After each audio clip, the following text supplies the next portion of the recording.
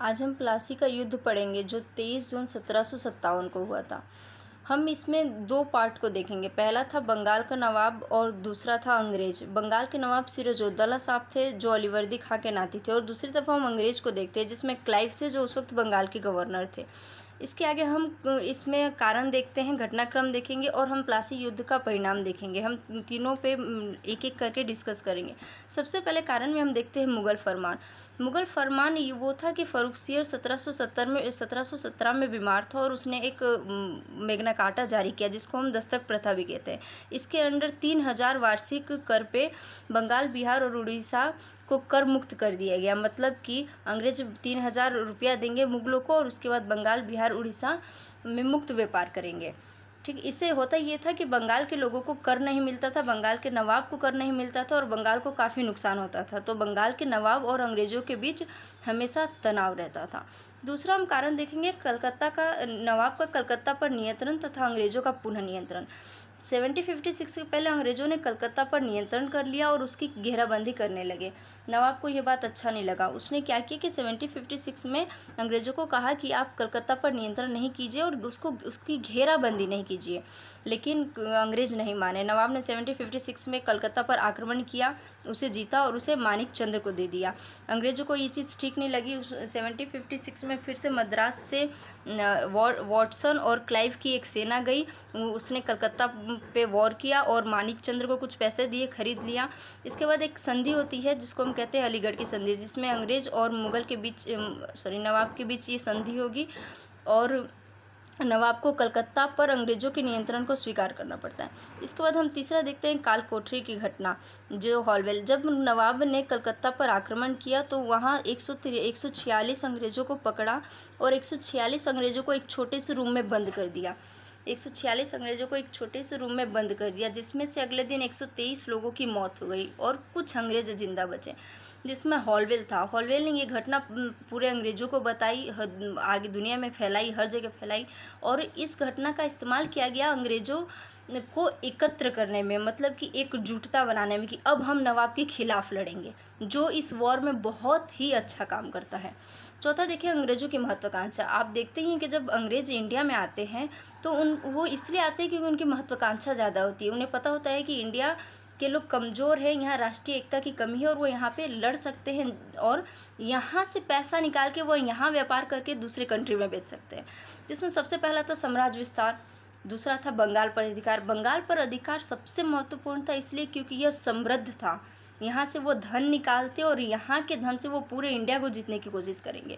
जो यहाँ से जो धन निकालेंगे उससे वो अगले युद्ध के लिए इकट्ठा करेंगे। जैसे कि यहाँ कलकत्ता से जीता हुआ जो वॉर होगा, जो हरजाना उनको मिलेगा, वो कर्नाटक के थर्ड वॉर में इस्तेमाल करेंगे और यहाँ से पैसा निकाल के कर्नाटक को जीतेंगे, जिसकी वजह से उनको अपने पॉकेट से 1 रुपया नहीं लगाना पड़ेगा। कारण खत्म होने के बाद अब हम घटनाक्रम पर चर्चा करेंगे। चलिए अब हम घटनाक्रम की चर्चा करते हैं कि आखिर ये वॉर कैसे कैसे होता है, मतलब कि इसमें सबसे पहले क्या होता है। प्लासी का युद्ध स्टार्ट होने से पहले सबसे पहले अलीवर्दी खां की मृत्यु होती है। ये एक्चुअली बिहार के गवर्नर वो थे, नवाब। ये बिहार के नवाब थे और इन्होंने क्या किया था, बंगाल के नवाब को मारा और उनसे बंगाल ले लिया। फिर ये बिहार, बंगाल, उड़ीसा के नवाब बन गए थे। अलीवर्दी खां का कोई बेटा नहीं था, उसे उनकी 3 बेटियां थी, तो वो अपने नाती सिराजुद्दौला को नवाब बनाते हैं। अलीवर्दी खां मरने से पहले ही सिराजुद्दौला को समझाया था कि देखो बेटा, संभल के चलना है क्योंकि अंग्रेज सिर्फ लूटने का हाल जानते हैं। तो अलीवर्दी खां की मृत्यु के बाद सिराजुद्दौला नवाब बनते हैं। इसके बाद वो नवाब बनते ही सोचते हैं कि वो राजा की तरह काम करेंगे, लेकिन अंग्रेज बार बार दखल करते हैं, जिसकी वजह से वो कलकत्ता पर नियंत्रण करते हैं, जो हम आपको ऊपर पढ़ाए थे 1756 में। अलीगढ़ की संधि होती है। अलीगढ़ की संधि ये डिसाइड नहीं करती है कि राजा बड़ा है या अंग्रेज बड़े है, जिसके वजह से अंग्रेज और राजा में तनाव भी रहता है। इसके बाद हम क्लाइव की कूटनीति को देखें। क्लाइव बहुत शातिर गवर्नर था। उसे अच्छे से पता था कि अगर हम लड़ेंगे तो हम हार जाएंगे, क्योंकि उस वक्त ब्रिटिश की सेना इंडिया में नहीं थी। इसलिए उसने क्या किया कि अंग्रेज के नवाब के जितने भी आसपास के लोग थे सबको पहले सबसे संपर्क किया और सबको अपनी तरफ किया। अब उससे फ़ायदा वो हुआ कि नवाब अकेला पड़ गया और उसे ज़्यादा नुकसान भी नहीं हुआ, उससे ज़्यादा पैसा नहीं लगाना पड़ा, ईस्ट इंडिया कंपनी को सैनिक नहीं लाने पड़े। वो नवाब के सैनिक से ही नवाब को लड़ा के उसने मार डाला। इसके बाद हम देखेंगे वेदरा का युद्ध। आप देखेंगे कि 1757 में उधर कर्नाटक में वॉर हो रहा था, वो वॉर हो रहा था फ्रांसीस में और अंग्रेज में, लेकिन यहाँ पे बंगाल में वेदरा का युद्ध होता है जो डच और अंग्रेज में होता है। अंग्रेज इसमें डचों को बहुत बुरी तरह से पराजित करते हैं, इतनी बुरी तरह से कि अब बंगाल या भी पूरे भारत में डचों की संपन्नता खत्म हो जाती है। चौथा देखेंगे 1757 में नवाब की हत्या और मीर जाफ़र को नवाब बनाना। जब मीर जाफ़र और क्लाइव मिलके प्लासी के नवाब को मतलब सिराजुद्दौला को मार डालते हैं, तो उसके बाद मीर जाफ़र को नवाब बनाते हैं। इससे सबसे ज़्यादा फ़ायदा अंग्रेज़ को ये होता है कि मीर जाफ़र एज अ कठपुतली उनके लिए काम करता है। मीर जाफ़र उन्हें ज़मींदारी देता है, बहुत सारा पैसा देता है, और बहुत सारा पैसा देने की वजह से अंग्रेज़ों को यहाँ पे ईस्ट इंडिया कंपनी को अपने पॉकेट से पैसा नहीं लगाना पड़ता है। ठीक, आगे हम चर्चा करेंगे इसके परिणाम की। सबसे पहले हम देखेंगे, अब हम यहाँ परिणाम की चर्चा करेंगे कि प्लासी के युद्ध के परिणाम क्या होते हैं। इसमें हम राजनीतिक परिणाम को देखेंगे, आर्थिक परिणाम को देखेंगे, वो अन्य परिणाम को देखेंगे जो इन दोनों से परे था। पहला हम राजनीतिक परिणाम को देखेंगे। ब्रिटिश प्रभुत्व का मार्ग प्रशस्त पूरे भारत के लिए। कर्नाटक वॉर या उसके बाद बंगाल का वॉर ये डिसाइड कर देता है कि ब्रिटिश ही अब पूरे भारत पे राज कर सकते हैं, या कोई ऐसी शक्ति नहीं है जो ब्रिटिश को रोक ले। उनका रास्ता क्लियर कर दिया जाता है पूरे भारत पे राज करने के लिए। अगर वो 2 स्टेट्स को जीत लेते हैं, इसके बाद वो अगले स्टेट्स को भी जीत सकते हैं। दूसरा, सर्वोपरि यूरोपीय शक्ति। कर्नाटक युद्ध के बाद और वेदरा युद्ध के बाद ये फिक्स हो जाता है कि जो ब्रिटेन है, जो ब्रिटिश है, वो इंडिया में सर्वोपरि है, क्योंकि अब मुग़ल भी ख़त्म हो चुके थे लगभग, तो इनसे लड़ता कौन। जो कुछ राजनीतिक शक्तियाँ थी वो सब छिटपुट थे, एक दूसरे के खिलाफ लड़ रहे थे। तीसरा, बंगाल से मिले धन का कर्नाटक तृतीय युद्ध में प्रयोग, ये हम आपको पहले भी बता चुके हैं। चौथा, अप्रत्यक्ष रूप से बंगाल पर नियंत्रण।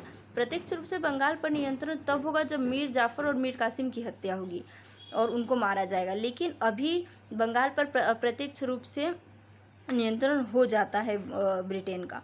बंगाल में राष्ट्रीय एकता की कमी, सैनिक ईमानदारी की कमी की समझ। भारत में जो राष्ट्रीय एकता की कमी होती है, उन्हें अच्छे से समझ आता है कि यहाँ एक राजा दूसरे राजा के खिलाफ है, आप एक दूसरे के खिलाफ खड़ा करके लड़ सकते हैं। और दूसरा, सैनिक की ईमानदारी की कमी की समझ। उन्हें पता होता है कि यहाँ जो सैनिक होते हैं वो राजा के सैनिक नहीं होते, बल्कि गुट में बटे होते हैं। एक गुट का मंत्री एक होता है, उनका कुछ सैनिक होता है, अगले गुट के मंत्री का अगला सैनिक होता है, तो वो इन सैनिकों को, मतलब उनके मंत्री को खरीद कर सैनिकों को अपनी तरफ कर लेते हैं। आगे हम समझेंगे आर्थिक परिणाम। आर्थिक परिणाम में सबसे पहला है बंगाल की समृद्धि संसाधनों पर अंग्रेजों का नियंत्रण। बंगाल बहुत समृद्ध था, धन से या समुद्री रास्ते से या बाहर से आने वाले लोग सबसे पहले यहीं आते थे, क्योंकि समुद्र पर इसका कब्जा था। तो इसकी समृद्धि पे, इसके संसाधनों पर अंग्रेजों का नियंत्रण होता है। दूसरा होता है बंगाल, बिहार, उड़ीसा के कर पर नियंत्रण। जो सबसे ज़्यादा संपन्न होता है वहाँ, वो इसलिए संपन्न होता है कि वहाँ खेती अच्छी होती है, वहाँ कर अच्छे मिलते हैं, तो इसके कर पे भी अब अंग्रेजों का नियंत्रण हो जाएगा। 24 परगना की जिम्मेदारी मिलती है क्लाइव को। 24 परगना एक गांव है, एक क्षेत्र है, जहां का अध्यक्ष क्लाइव को बनाया जाता है, और यहाँ पे जितने भी कर होते हैं उसको क्लाइव रखता है। बंगाल के संसाधनों को लूट और भारत को जीतने की कोशिश। बंगाल के संसाधनों को लूटा जाता है, उन पैसे को कलेक्ट किया जाता है और उन्हीं भारत के सैनिकों को ही तैयार किया जाता है और लूटा जाता है भारत को। अन्य परिणाम, भारत में एक शक्ति का उदय, ब्रिटिश से लड़ने वाली शक्ति का अंत। भारत में एक नई शक्ति का उदय होता है, मतलब हिंदू शासक, फिर उसके बाद मुस्लिम शासक, उसके बाद हम देखेंगे कि ब्रिटेन के शासक, जिसमें कि पहले ईस्ट इंडिया कंपनी आएगी, उसके बाद ब्रिटेन के शासक आएंगे। ब्रिटिश से लड़ने वाली शक्ति का अंत, भारत में मुग़ल ख़त्म होते हैं तो पश्चिम से आने वाली किसी भी शक्ति से लड़ने के लिए भारत में अब कोई नहीं बचता। भारत का गुलाम बनने की पहली पीढ़ी, ये पहली पीढ़ी होती है जिससे भारत गुलाम बनेगा, क्योंकि सबसे पहले जो गुलाम बनता है वो होता है बंगाल।